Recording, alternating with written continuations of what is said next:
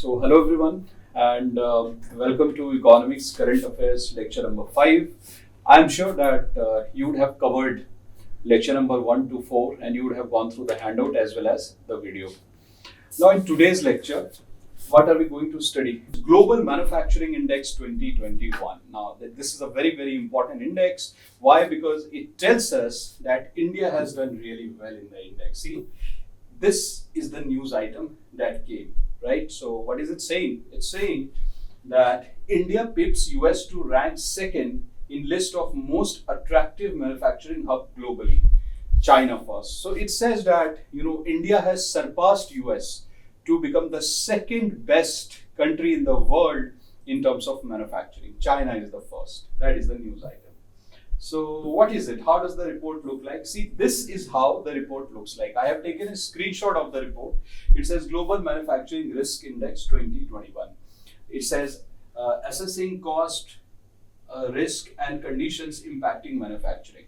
Now here you can see that there is something written here. It says Cushman and Wakefield. So they are the publishers of this report. So if somebody would ask you who publishes the Global Manufacturing Index, you should say that Cushman and Wakefield, they publish this Global Manufacturing Index. What is Global Manufacturing Index actually talking about?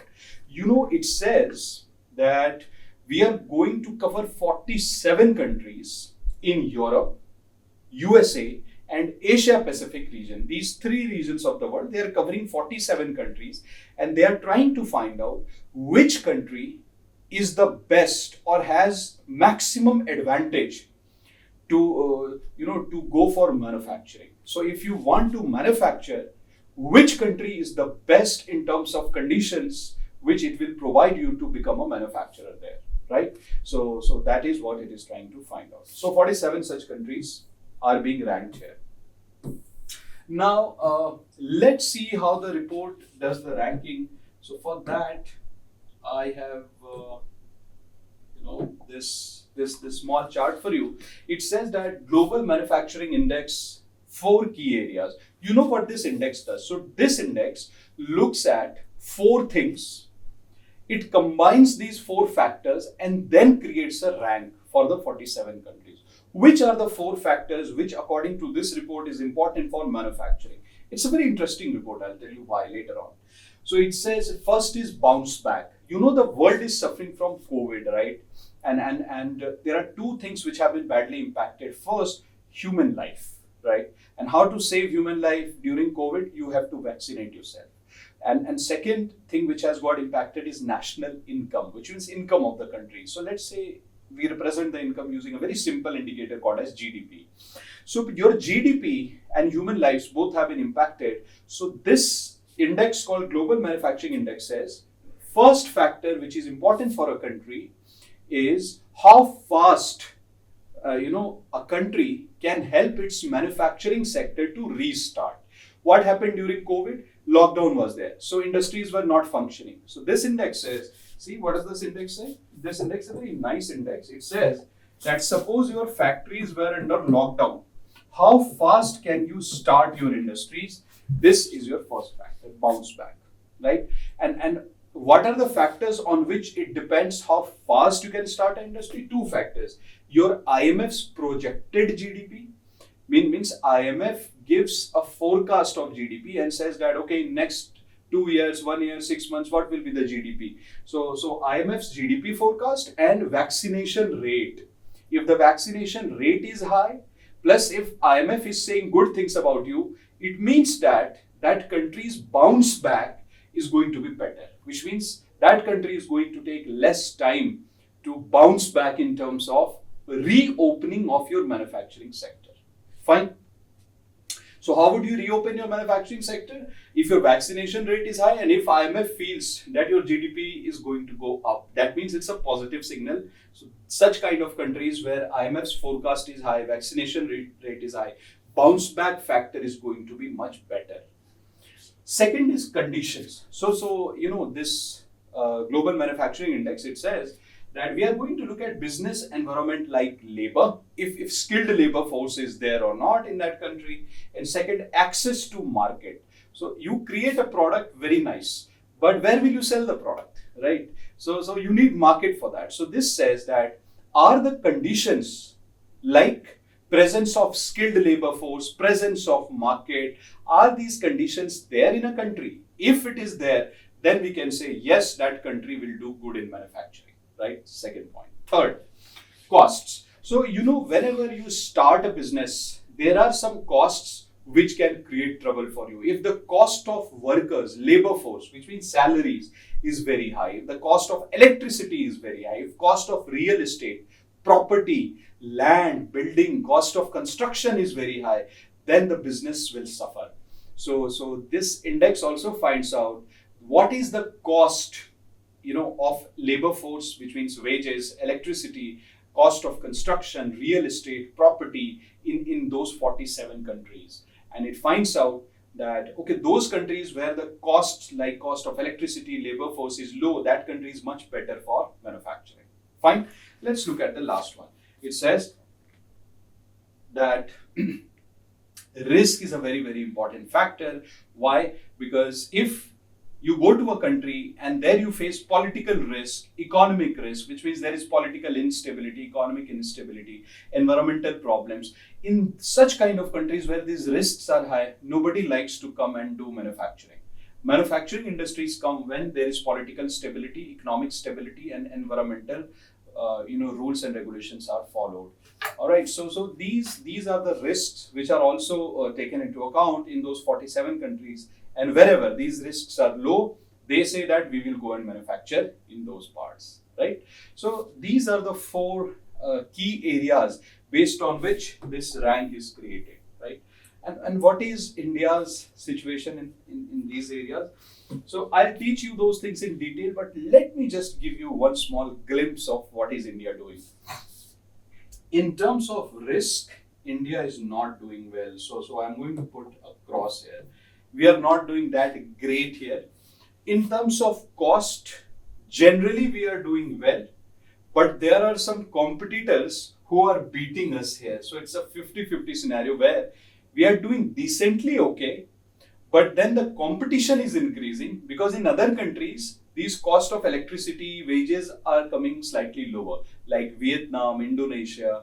So they are giving competition to us. So India was doing good. India is still doing good, but there are other countries which have started to, become slightly better in terms of cost. So this is worry for India, but not a great worry because we can actually compete with them. But if we lose out control on this, then they will beat us. So this is a very interesting scenario where in risk, we are not doing that great, by the way. The political risk, economic risk factor, in India is not that good. They are saying that these things need to be improved in India. Cost-wise, India has been doing okay, but there are some competitors. Conditions-wise, India is doing okay. So conditions-wise, India is doing actually good. So in terms of business environment like labor, access to market, skilled labor force, because we have a huge population, right? So we are doing good. So this is worrisome, and this is where the competition, global competition of India with other countries is, right? And for this factor, India is doing okay, the first factor. So did you get an overview of what is happening, right? Now I'm going to give you the details. So let me give you the details. See, so under the report, the countries are ranked according to 4 factors, which I have told you. Please remember the 4 factors because UPSC might ask you this. Now look at India's rank. See, India's rank in the year 2020 was 3rd, now we are 2nd. So whom have we replaced? USA. So China first, India second, third USA, Canada, Czech Republic, then Indonesia, then Lithuania, Thailand, Malaysia, and Poland. All right, these are the 10 countries who are doing good in terms of manufacturing. Now see, this is important. So I have created some interesting story for you. That why is China at top? Why is India at rank 2nd? Why is US at rank 3rd? So I'm going to teach you that, right? Why is China at number 1? See, China has done something interesting. I'll tell you what.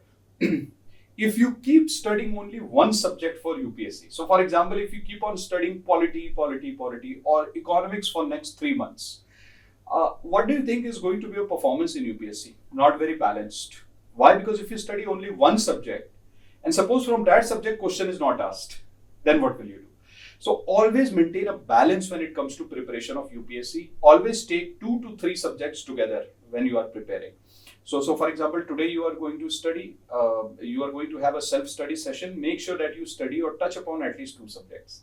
So tomorrow maybe something else. So things like this. So every month you should complete at least 2 to 3 subjects. So this is one of the most ideal scenarios.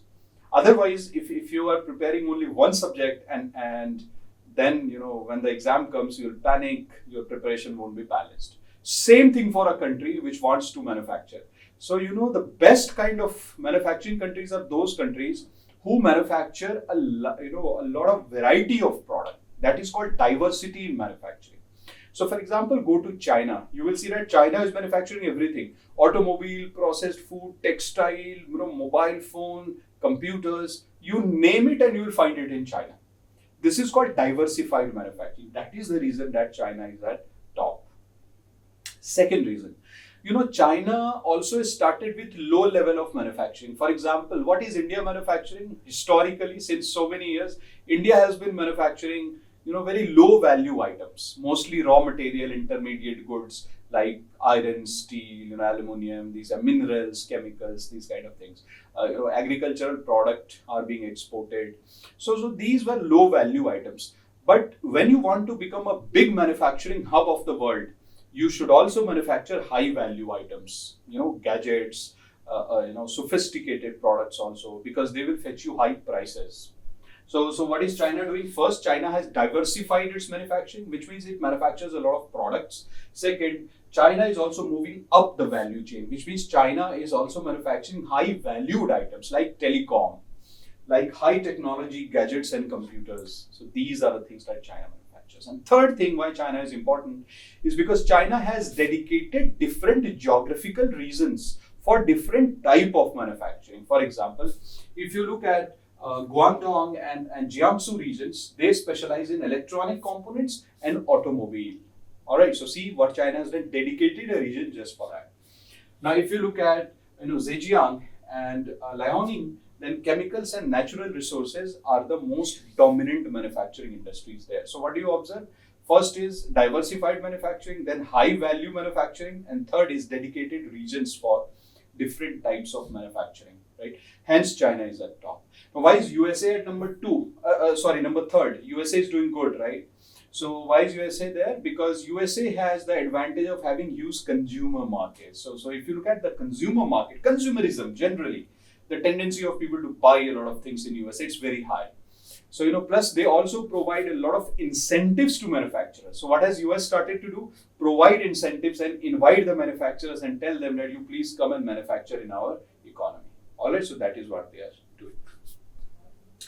Now, there has been one point which has been mentioned here. It says in the report that if USA adopts more technology, which means if USA increases the level of technology, then slowly you would start to see that USA would start to give competition even to China.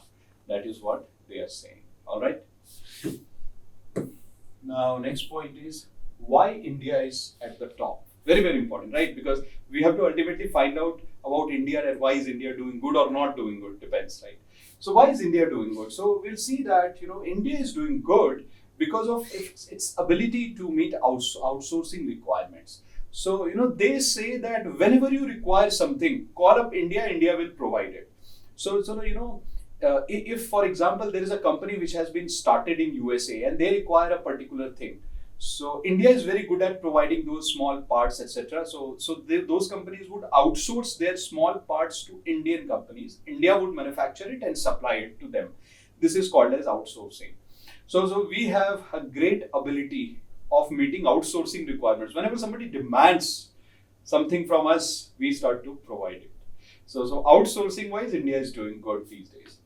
Now, if you look at government policies, government has started dedicated policies like Atmanirbhar Bharat, Skill India Mission, then steps to promote MSMEs, ease of doing business. So because of these steps, we are doing good, right? And if you have watched current affairs video number 1, 2, 3, 4, you would realize that we have covered most of these things in those videos, isn't it? Yes.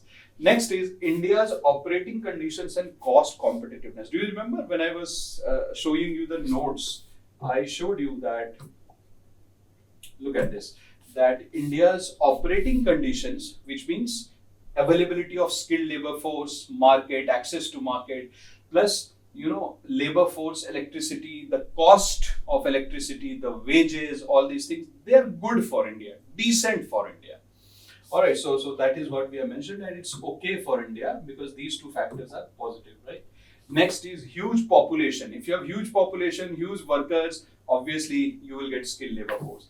Then last is planned relocation from China. What has happened during COVID? You must have realized that many companies are not liking China because of its aggressive policy. Plus, China has been blamed for COVID outbreak as well. So not many companies are interested. Plus, there is always, this allegation against China that China uses child labor in its factories. So illegal child labor. So China has been a good manufacturing hub, but now it is losing sheen, and many of the manufacturing companies are shifting to other countries like Vietnam, Indonesia, Bangladesh, and India. So India has got benefit because of that as well, right? But what are the concerns for India? I already told you that one of the concerns is that in terms of cost of production, Vietnam and Indonesia is giving us good competition. So we need to be careful. And second is, we see in the index that when it comes to economic and political risk associated with a business, which means political stability, economic stability, political interference, these kind of things. In that, India has not been given a very high rank or marks. India has not been given good marks in that. So which means that out of 4 subjects, India has not been given great marks in this particular subject. So we need to improve it. If we improve it, who knows, we might become topmost country in terms of manufacturing. All right. So this is how you prepare a topic. So did you notice how to prepare a topic like Global Manufacturing Index? You complete all the dimensions of preparation so that if a question is asked in prelims, you can answer it. So I gave you the prelims wala point, like what are the components of this index. If somebody asks you question in mains, you should be able to write this question. So this completes our lecture for the day, and keep watching the current affairs videos regularly. All the best for your studies and preparations. Thank you so much.